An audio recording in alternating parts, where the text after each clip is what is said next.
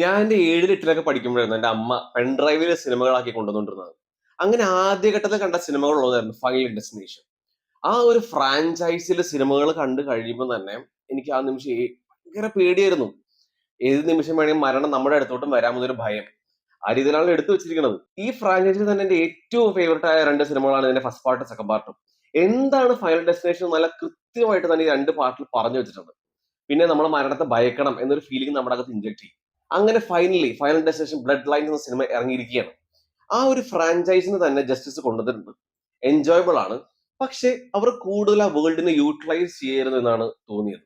ഈ സിനിമയ്ക്ക് ഒരു കിടിലം പ്രോമിസിംഗ് സ്റ്റാർട്ട് ഉണ്ടായി. 2020 പിന്നെ സൂപ്പർ ആയിരുന്നു. Detail intro sequence, very well return characters, നല്ല രീതിയിലുള്ള ഡെപ്ത്. ഈ ഒരു സംഭവം തന്നെയാണ് നമ്മളെ 20 മിനിറ്റിന് ശേഷം നമ്മൾ എക്സ്പെക്ട് ചെയ്യുന്നത്, പ്രതീക്ഷിക്കുന്നത്. പക്ഷേ ഫസ്റ്റ് ഹാഫ് അത്യാവശ്യം നല്ല കിടിലൻ ഒരു എൻജോയബിൾ ഫൺ ഗോറി റൈഡ് തന്നെ സമ്മാനിക്കുന്നുണ്ട്. സെക്കൻഡ് ഹാഫ് ആ ഒരു ഇമ്പാക്ട് കിട്ടിയില്ല. സെക്കൻഡ് ഹാഫിലെ ഡെത്ത് സീക്വൻസ് ആണെങ്കിലും സി ജി ആയാലും എല്ലാം ഭയങ്കര മീഡിയോക്കർ ഫീൽ ആണ്. അതുകൊണ്ട് നമുക്ക് ആ ഒരു ഇമ്പാക്ട് നമുക്ക് കിട്ടില്ല. മരണത്തിന്റെ സീക്വൻസസ് ആണെങ്കിലും ആ ഒരു പ്രീവിയസ് സിനിമകളായിട്ട് കമ്പയർ ചെയ്യുകയാണെങ്കിൽ ഇതിലെ ഡെത്ത് സീക്വൻസ് ഒക്കെ ഭയങ്കര ഒട്ടും എഫക്റ്റീവ് ആയിരുന്നില്ല.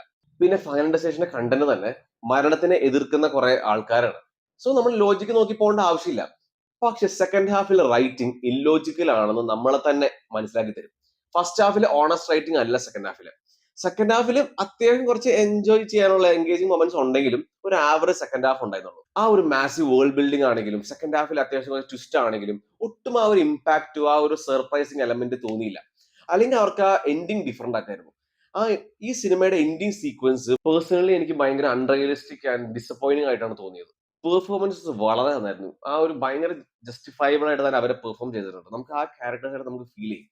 ഇതിൽ മ്യൂസിക്, എഡിറ്റിംഗ്, സിനിമാറ്റോഗ്രഫി എല്ലാം ആ ഒരു ഫൈനൽ ഡെസ്റ്റിനേഷൻ ആ ഹൊറർ വൈബ് നന്നായിട്ട് തന്നെ ക്രിയേറ്റ് ചെയ്തിട്ടുണ്ട്. ഓവറോൾ ഇനിയും ബെറ്റർ ആക്കായിരുന്നു. ഒരു ഗുഡ് സ്ക്രീൻ പ്ലേ ഉണ്ടായിരുന്നു ഈ ഫൈനൽ ഡെസ്റ്റിനേഷൻ ബ്ലഡ് ലൈൻസ്.